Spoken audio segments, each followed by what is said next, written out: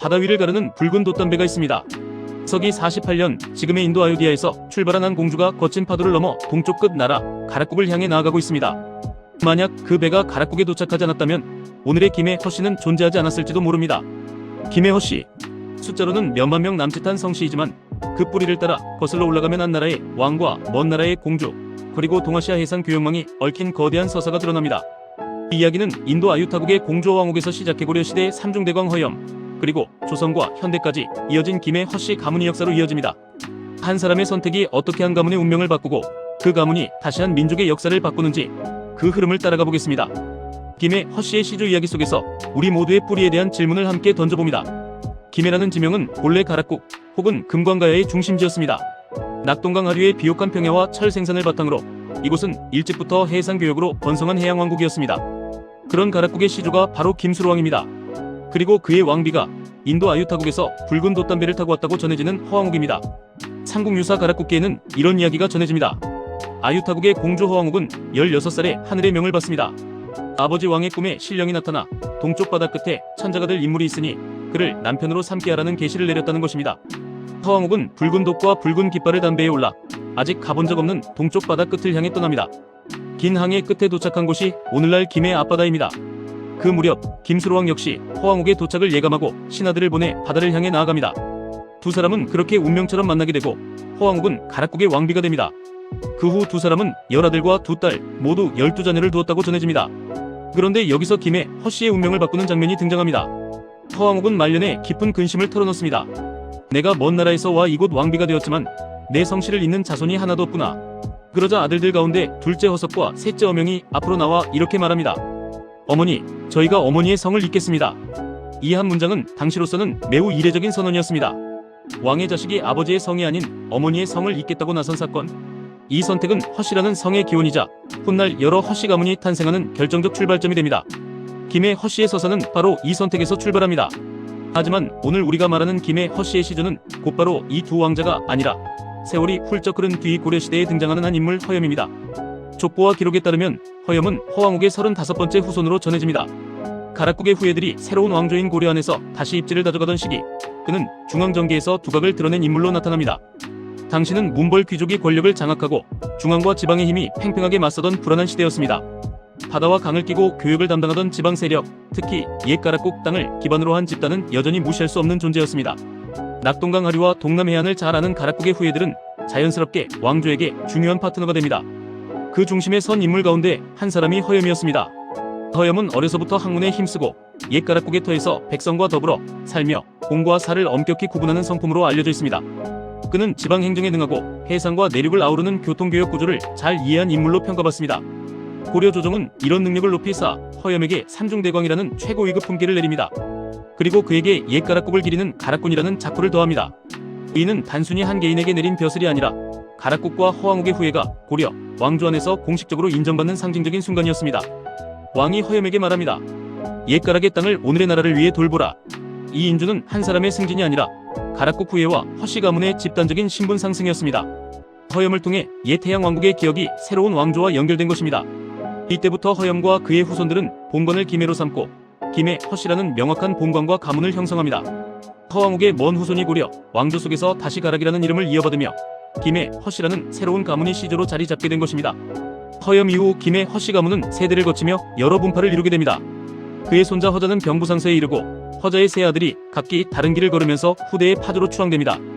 장자 허송죽의 후손은 상서공파 차자, 허연의 장자 허인전의 후손은 가락군파, 허연의 넷째 아들 허유전의 후손은 시중공파, 삼자 허징의 후손은 징파로 이어집니다. 이 네 갈래의 분파는 단지 족보의 갈라짐이 아니라 고려 말과 조선 초에 이르는 격동의 역사 속에서 각기 다른 위치와 역할을 맡았던 허씨 인물들의 발자취를 반영합니다. 상서공파는 중앙관료와 학자를 다수 배출하며 문치의 전통을 이어갔고 가락군파와 시중공파는 왕조와 지방을 이어주는 역할을 하며 지역 사회의 지도층으로 자리 잡았습니다. 징파 역시 각 지역에서 관직과 학문, 향촌 운영을 통해 가문의 이름을 이어갑니다. 한 뿌리에서 나왔지만 서로 다른 가지로 뻗어나간 네 갈래의 길. 이 구조는 김해 허씨의 역사가 한 명의 영웅담이 아니라 여러 세대에 걸친 수많은 평범한 삶과 선택이 쌓인 집단 서사임을 보여줍니다. 조선시대에 들어서면 김해 허씨는 성리학적 문치국가 체제 속에서 본격적으로 입지를 다져갑니다. 조선시대 김해 허씨는 문과 급제자를 여럿 배출하며 지적 전통과 교육 열의를 드러냅니다. 과거 시험은 개인의 영광을 넘어 가문이 사회적으로 인정받는 가장 중요한 통로였습니다. 따라서 문과 급제자 수는 그 가문의 학문 수준, 경제력, 교육 의지를 상징하는 숫자이기도 했습니다. 김해 허씨 출신 인물들은 중앙관료로서 국가행정을 맡고 지방수령으로서 백성의 삶을 돌보며 향촌 사회에서는 유양소와 서원을 운영하는 지역 엘리트로 활동했습니다. 문중은 각지의 종가와 제실, 사당을 세우고 시조 허염과 허황옥을 기리는 재앙을 이어갑니다. 해마다 이어지는 제사는 단순한 의례가 아니라 가문의 정신과 규범을 다음 세대에게 전하는 교육의 장이었습니다. 우리는 먼 바다를 건너온 황후의 후예이며 고려를 섬긴 신하의 자손이다. 이 정체성은 손에 잡히는 현실의 부와 권세로만 이어진 것이 아니라 가문의 자부심과 도덕적 의무로 이어졌습니다. 시간이 흘러 현대에 이르면 김해 허씨는 통계상 대략 수십만 명 규모의 집단이 됩니다. 수로왕과 허황옥의 후손을 자처하는 사람들까지 포함하면 김해 김씨와 김해 허씨, 인천 이씨 등 수많은 사람들이 가야 왕실의 혈통으로 서로 얽혀있다고 여겨집니다. 그래서 이들 세 가문 사이에서는 혼인을 피하는 관습이 오랫동안 이어져 왔습니다. 한 뿌리에서 나왔다는 인식, 서로를 형제처럼 여긴다는 마음이 이런 풍습을 낳습니다. 현대에 들어와서도 김해 허씨 출신 인물들은 정치, 경제, 문화, 스포츠 등 다양한 영역에서 활동하며 이름을 남기고 있습니다.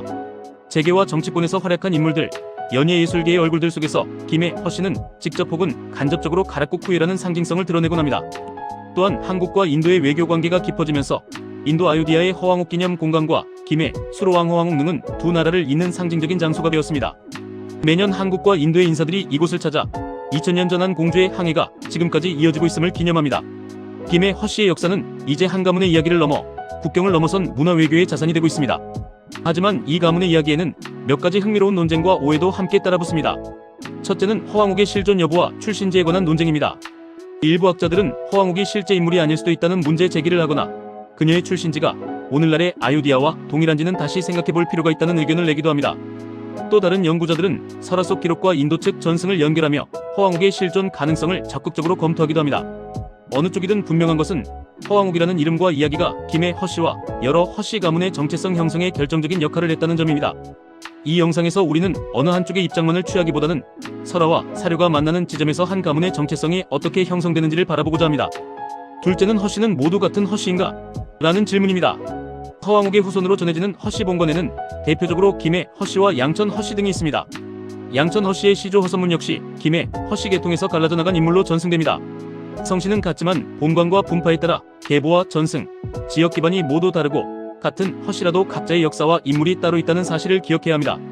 이제 다시 처음 장면으로 돌아가 봅니다.